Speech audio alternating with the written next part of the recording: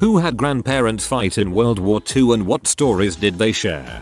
Grandfather was in an amphibious division in the Pacific Theater. He left us with little snippets of his time. A camp was pitch black because they didn't want to be visible from above. A guy in his cabin went to the outhouse and sat down to do his business when he heard something. He pulled his lighter out and lit it. A python was dangling down staring him in the face. He and another man were walking on a beach and the other guy just got shot through the head from a sniper. That sniper's decision led to my existence. General MacArthur showed up and gave him a promotion along with a few others. They took a video of MacArthur shaking the hands of a line of soldiers and used it for a pro-American propaganda film to be played before movies in the US. My grandma saw it and freaked TF out and the theater owners gave her a copy of the photo. My grandpa was in the army. He never spoke about his service but he was shot in the ankle and captured. He spent years in a VA hospital once he returned to the States. I heard second-hand stories about the POW camp. Specifically how the guards would smoke cigarettes and then intentionally flick the butts just out of reach of the prisoners inside the fence. He and his buddies devised a tool to reach out through the fence and grab the butts when the guard turned their back. They'd then pass the butt between them to get a tiny puff. He was a very kind, very quiet, very intelligent man who had a very bad drinking problem. That last sentence reminds me of my maternal grandfather, who was a pilot in the RCAF during World War II. Thanks for sharing his story. My grandfather was a train medic, not frontline but where they took immediate survivors. The Germans were known to sabotage train bridges and it was standard protocol to stop and inspect them before crossing. Well, his conductor was drunk and not only didn't stop but was speeding into the bridge when it exploded. My aunt has the pictures but let's just say the rubble he was found under. Wooden trains don't just derail, they shatter, especially off a bridge, was crazy. He described it to me and I wanted to cry. He lost many friends. Have a letter from my grandfather. It was short because it was V-mail but he basically says a friend of mine was killed by a bomb hidden in a cow carcass. Germans were vicious mofos with the bombs. I think grandpa saw some crap because he never talked about it, and we later found out that he was lying when he said he never saw action. It's really sad how that generation suffered in silence. Men were taught not to show weakness, and it always makes me sad that soldiers didn't receive the help they needed to cope. None at all. My grandpa went to Europe as a teenager and it must have been messed up because he never talked about his experience all the way up to his death. He came back with 3 medals and nobody in the family knows what he did to get them. My dad's father was the same. He served but didn't talk about it. My mom's dad served in the Korean War. Dude was a boxing champ in the Navy and happily talked about whatever you wanted. My grandfather was in the resistance in Holland. He never spoke about the war to his wife, children or grandchildren. If asked to relay stories he'd reply, "I will not be responsible for the nightmares of another," would turn his hearing aid off, and nap in his chair. My opa never spoke of the war either. He was sent to the work camps. He returned once somehow on foot but was sent back. Oma didn't speak of the war but right up to her death in 1990s, she would spit if she saw German. My uncles only remembered the starvation and that they mustn't talk. They were too young for anything else to stick.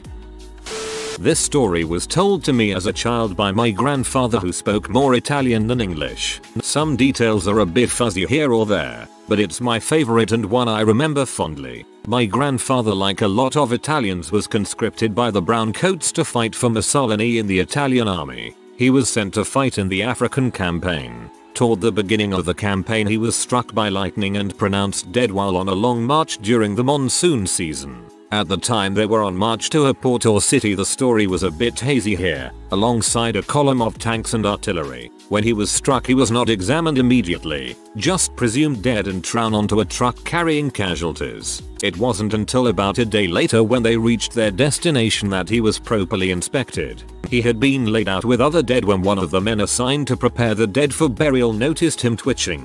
A doctor was called over and he was found to be alive and sent to be evacuated and treated along with other wounded. Before he could be evacuated, someone high in the command changed his orders. Thinking he was a good luck charm, they ordered him to stay with the honor guard for the rest of the war. In reality it ended up being his own good luck charm, as he avoided seeing major combat the rest of the war. When we were kids he used to get a kick out of showing the wound to us. When the lightning struck him it hit him in the head and exited from his calf, leaving a hole in his leg. The skin had grown over it so you wouldn't know anything was off except maybe a scar, but where the lightning bolt exited he could put a finger in his leg down to the knuckle. We all used to ask him to show us and we'd react like it was the grossest and coolest thing every time. I loved him. He was a great man, who after the war made his way to America to ensure we had every opportunity in life. TLDR. My grandfather was struck by lightning in the war and thought dead only for them to realize he was alive days later. He rode out the rest of the war as a good luck charm for the command and made it home to his family to later bring them to America. Imagine how terrifying it would be if he woke up in a cart full of dead people. Both my grandfathers served in the US Army Air Force. One was a waist gunner on a B-17. He caught some shrapnel from a German AA Gun 1 mission and almost bled out on the return trip. While he was in the hospital his plane was shot down. The other was an MP who would tell us about busting heads in bars. My grandfather was a flight engineer top turret gunner on the B-17. He was very tight-lipped about his service. I joined the army after he had passed and my aunt gave me an album of pictures from his time in Europe. It was pretty eye-opening to his experiences. My grandpa on my dad's side was 17 at the time and lied about his age to get into the Navy. He played saxophone in the Navy band aboard ships in the Pacific. I don't think he ever saw action, though, aside from that sick sax action of course. My paternal grandfather landed on Omaha on D-Day. That's it. That's all he ever shared. We know he spent the duration of the war in Europe, but whatever he saw or did was too much to ever tell my grandmother, dad, aunt or uncle. My granddad was in World War II in a tank destroyer unit. He never talked about it, but when I got back from a trip to Paris in high school he asked if it was still all blowed up over there and said the last time he was there it was a big old mess. That's funny your granddad asked if it's still a mess. My grandpa used to give my dad crap because my dad got sent to Germany in '69. When my grandpa was there everything was bombed to crap. He would say my pops had it made because the base had roofs by the time my dad got there. Grandfather trained in Canada with British officers before flying to Britain. Went to Italy. Was almost killed when his jeep drove off a cliff to avoid capture by Nazis. Was taken back to Britain to heal. Looked up the family of an officer he knew. Officer's sister became my grandmother. Grandfather was a US sniper in the Pacific. One of the best stories was of a cocky officer who showed up and lined all the infantry up on the beach to tell them they were a bunch of pansies and he was going to whip them into shape. These men had been seeing hand-to-hand combat for months. The officer finally said, "If there's a man on this beach that thinks he can whip my butt, take one step forward." Every man took a step forward immediately. The officer didn't say much after that. We had something like that happen after my first deployment. The whole company got together and we were able to call out anyone for a grappling match. One of our SSGs called out our company commander, who was possibly insane and was not entirely loved by the company. The CO whipped the absolute crap out of the SSG LOL. My Austrian grandfather was drafted into the Wehrmacht and his unit was integrated into the SS in 1944. He was wounded in January 45 in the Battle of the Bulge whilst carrying out an attack on a US position. He got patched up by the Americans whilst the German officer wrote a letter home that he was missing in action. He still has the original letter. He was a prisoner of war in France from then on and had to stay until 46 or 47 as he was captured as a member of the SS and they were held longer than regular Wehrmacht soldiers. He still holds a grudge against the Nazis for stealing his youth and still has some shell or bullet fragments in his chest as far as I know. Cheers to the Americans for saving him. Really interesting since most of these replies are from Americans. Thanks for sharing. In short, my grandpa was made prisoner, was sent to Germany for work, volunteered to work in a farm. He knew nothing about farming, but though food would be easier to come by, he didn't know German either. Became friends with a little girl there that was a bit older than his own kids. She started viewing him like an older brother. He attended her wedding once the war was over. She had a baby boy, he had a third, and planned child too. Those became friends, attended each other's weddings. Then they had kids. Me and one of the German kids decided to learn each other's language. Then we studied in each other's country for a year. Thanks, Erasmus program. I attended her wedding last year. We don't talk much anymore. I'm sorry to report. We're not that good at keeping in touch from afar. But rest assured we're trying. WhatsApp might be a good option. It's how I text my friends abroad, especially those in Germany. My grandfather's friend has a story about a guy who said he was deaf so that he wouldn't go to the war. The guy choosing the people tossed a coin in the floor beside him and he immediately searched for it. He was sent to the war. That's cold. When my grandmother died, we helped my grandfather move out of his house into an apartment. I had found a mason jar filled with old shiny rocks in his basement. When we looked closer, we realized it was gold teeth, aka kills from the war. That's when I learned my grandfather was a sniper. He served on the Pacific side fighting the Japanese. He died a couple of years ago at the age of 99. Well into his 90s though. He could still shoot a squirrel with a gun and a slingshot from a pretty long distance. He met up with the men in his unit every year after the war, until they all died. My grandpa was in the Navy and was a rear gunner on a plane. He was still training when the war was finishing up, but the story goes that he was trying to shoot a target on the ground for training. He was adamant on hitting it, so he unbuckled himself to get a better shot. Because of this he got pulled out of the plane and was hanging on only by the rear gun. Eventually he was able to pull himself back into the plane surprisingly. He probably never tried that again. My grandfather lied about his age and joined the Marines. Went to Iwo Jima and got his thumb shot off. Came home and rode shotgun for Wells Fargo armored trucks.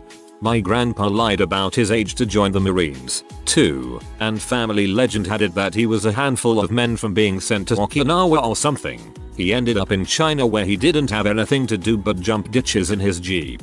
But hey, he came home and had a family, so huzzah for his boring deployment.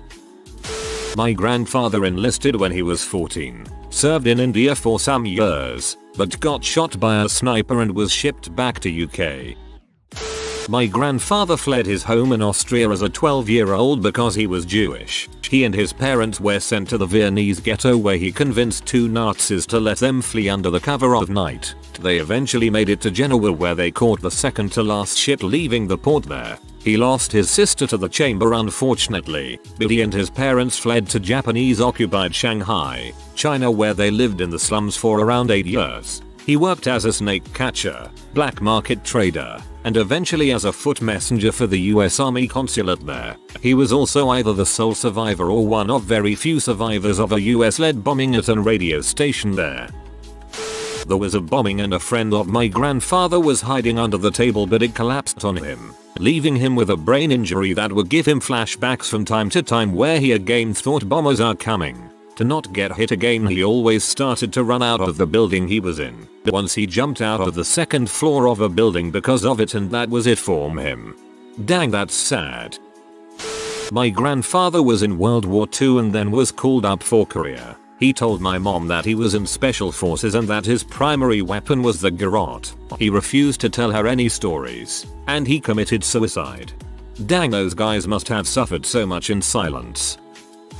Not my true grandparents, but my grandma's oldest brother. He fought in the Pacific through heck and back. He went by Pearl Harbor the day after and the Arizona was still on fire. One island he landed on had so much opposition that he had to use the guys in front of him bodies as meat shields. One funny story was that everyone at the base knew he didn't drink or smoke since his father was a raging alcoholic, so his bunkmates hid their booze under his bunk whenever the officers would come by and inspect camp. I unfortunately never met him, but hearing about his stories really fueled my interest in stories from throughout modern wars, from World War I to Iraq. My granddad was on the Arizona at Pearl Harbor. He was a gunsmith. The only reason he survived was because it was hot the night before, so the captain let them sleep on deck. When the bombs hit that morning, they jumped off ship and had to swim under the burning oil. Not grandparents, but great-grandfather. He joined Tito's partisans in 1942 and fought mainly in eastern Croatia, northern and western Bosnia and Herzegovina. He got very sick in early 1943 and almost died due to dysentery. What influenced him the most, however, was the hunger and the cold they had to endure. This led to him always stockpiling on food and firewood and always needing to be sure that everyone also stockpiled on food and firewood as much as possible. My grandparents were Holocaust survivors. They never talked about it despite us asking. Every week, often multiple times a week, they'd bring a ton of food by each of their kids and friends' homes. Us grandkids would often complain to our parents, never to them, that they bought LPPL food, but we've never truly known hunger. Both granddads in the Navy. Great aunt survived a concentration camp. No one says anything, ever. World War II was like Fight Club, apparently. Both grandfathers, both survived. Both only ever spoke about it to anyone on at most 2 occasions each. The only thing either of them ever said to me, as part of a larger family collective, about it was that the only thing you need to know about the war is that the people who didn't leave their corpse in the field left their soul instead. Those were the prices for coming home, and someone else decided which one you paid. That's an amazing quote. Thanks for sharing. This is probably late, but my grandfather was a Kiwi, an Issei Japanese American, who was born in the US, but raised in Japan. He finished high school in the US, then went on to college and eventually became the first minority to graduate from his law school. At that point, he was drafted into the US Army, right before Pearl Harbor. The Army didn't know what to do with him, so he was shuttled around a few places. He was stationed in the South Pacific for a little while. He said that his clothing would go missing occasionally. He thought it was hazing by the other soldiers, that is, racism, but he found out later that there were downed Japanese pilots in the jungles nearby, so he later concluded that they were stealing his clothes since his were the only one who had clothes that fit them. He was later sent to the Japanese language school to teach and again reassigned to the Pentagon. That was where he met my grandmother. He said that the line, "I work in the Pentagon," was a great way to pick up girls. Once the war was over, he married my grandmother and then was volunteered to join the staff supporting the Japanese reconstruction. In Japan, he was first assigned to MacArthur's staff translate the captured war documents. However, when he heard that the military was looking for people who could speak Japanese and had a legal background for the war crimes trials, he requested and was granted a discharge to join JAG. Because he could speak Japanese, he served in JAG as the defense attorney for several of the third-tier war criminals. He joked, black humor, that he was a terrible lawyer because his first 6 clients were all executed. He said more seriously that everyone knew that his clients would be executed, but that it was his job to make sure that they received a fair trial. Once the trials were completed, he stayed in JAG, helping with the reconstruction effort. He assisted in writing the Japanese constitution, and later acted as a liaison between the Japanese government and the army. We still have a certificate of recognition, signed by the Emperor of Japan, recognizing the work that he did with setting up the Japanese legal system. My uncle was tasked with pulling bodies out of the ocean after D-Day. He was supposed to be in the invasion, but his officer reassigned him due to his age. He then became personal details for Eisenhower due to more people looking out for him. Well, my father and uncles all fought in World War II. I had 2 aunts who were also in the service. A grandfather fought in World War I. I grew up on the stories, and his stories were the most upsetting. The way the command just threw everyone's lives away with the suicidal charges from the trenches. 67 years later, those stories still haunt me. One uncle was in North Africa, Papa. One uncle and 2 uncles-in-law served in the Pacific. One uncle, the youngest, was on Omaha Beach and helped liberate a small concentration camp near what would become East Germany. His stories are the ones I remember best. The stench that hit the American convoy about a mile from the gates. The walking skeletons, the half-decomposed bodies, and the dogs eating them. Unlike movies, war is not pretty and rarely does it have any happy endings. My grandfather served in the 101st Airborne Division, Field Artillery, kind of like Band of Brothers. There were a few parallels in the storyline, but he did it with a howitzer. He was dropped into France at night. His only story was about hiding in hedgerows and knowing what cigarette the German soldiers had by the smoke smell as they walked by. It took his unit over a week to find that gun. Later he was dropped into Bastogne, Battle of the Bulge. He would later attend an annual dinner to commemorate the nuts to you reply the American general gave to German orders to surrender. He got his chance to tour Eagle's Nest a couple weeks after it was taken by the Allied forces, before shipping off for home. He was proud of his service and very proud to be part of the 101st. But as stories to his grandchildren go, they were rare. The Hedgerow tale was one of a lot of things I'd rather not remember. Part of the honor guard at his funeral saw the 2 jump stars on his airborne wings, and in awe. Almost no one these days has one, and your grandfather has too. I was airborne for 7 years. I saw one person with a single combat jump and guys basically kissed the ground he walked on. He was currently serving. To see 2 has been unheard of since Vietnam basically. Your grandfather had some stones to make combat jumps twice. My grandma was in the Merchant Marines and stationed on Lake Michigan. She was in charge of a Navy shipping yard. She said the hardest part was getting the men to look up from her chest. Then she got a master's degree in occupational therapy and worked for the Veterans Affairs. My one grandfather refused to ever talk about the war with anyone. Both of mine actually served in World War II, but I never heard any stories. Same here. Mum's side served in Japan, dad's side in Europe. I know that my dad's father was a Parisian and a figure in the French resistance, but he refused to ever discuss what he actually did. My grandma would say that he kept everything bottled up because for years it meant life or death for him to keep his mouth shut.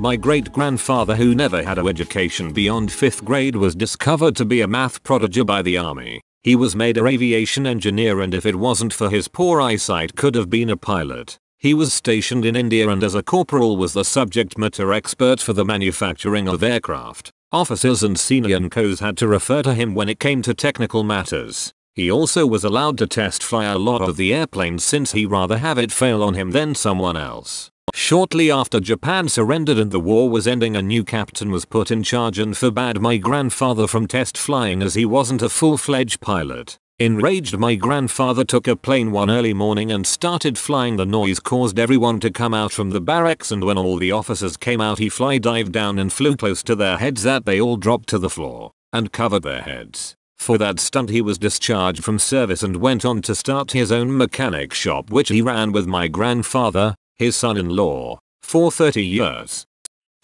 Had an uncle who was crew on a bomber in Europe who got shot down over Germany and spent the rest of the war as a POW. He never talked a whole lot about his experiences as only him and one other from his crew survived. I am half German. My grandfather was in war. I never had the chance to talk with him about World War II because he didn't like to speak about it and later also got ill, so I hadn't any chance. Only thing I know from my uncle is that he was a sniper. He went to war I think in 1945 when he was 18 years old, when it was already clear that Nazi Germany will lose this war. He was somewhere in East Europe and got caught like many others by the Russians, so he was a war captivity. He managed to escape by jumping off a driving truck where he and many other captives were sitting on, and the Russians didn't notice, or noticed when it was already too late. He was then a few days on the run. He slept in the forest till he got back to Germany to the house of his grandmother where he hided till the war was over, because he was deserter. Normally he had to go back to war. I hope you could understand it. Sorry for my bad English. Understood perfectly. Your English is great. Thank you for sharing. My grandfather was drafted into World War I. He was from a ranching family in Wyoming and very skilled with horses, but he didn't want to end up in the mule artillery. He lied to the army and told them he worked in a dry goods store, so they made him a supply clerk. He was eventually put on a ship to France and arrived just as the war ended. He said all the soldiers went AWOL and partied for several days. I suspect it was an eye-opening experience for a country boy. If you are new to the channel, you can subscribe. I publish new videos every day. Until then, check another video.